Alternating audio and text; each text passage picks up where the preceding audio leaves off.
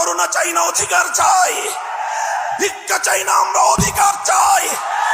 অধিকার যদি সহজে না দেয়, অধিকার আদায় করে নিতে পারি আমরা। রক্তের প্রয়োজন হলে রক্ত দেই, অধিকার আমরা আদায় করে নেই।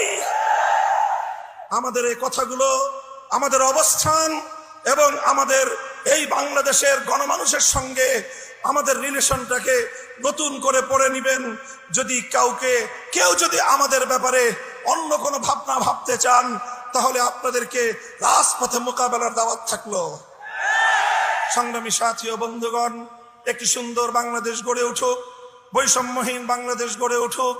আর কোন শিক্ষাঙ্গনে তোফাজ্জলদের মতো আর কোন মানুষকে যেন এভাবে বিচার বহির্ভূত হত্যাকাণ্ডের শিকার হতে না হয়। সকল বিচার বহির্ভূত হত্যাকাণ্ডগুলোকে তদন্তপূর্বক প্রকৃত দোষীদের বিরুদ্ধে ব্যবস্থা গ্রহণের দাবি জানিয়ে একটি সুন্দর সুশৃঙ্খল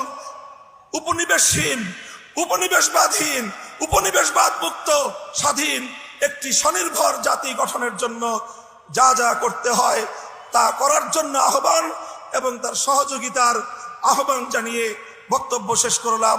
নাসরুম মিনাল্লাহি ওয়া ফাতহুন করিব ওয়া আখিরু দাওয়ানা আলহামদুলিল্লাহি রাব্বিল আলামিন। বাংলাদেশ খেলাফত ছাত্র মজলিস জিন্দাবাদ। বাংলাদেশ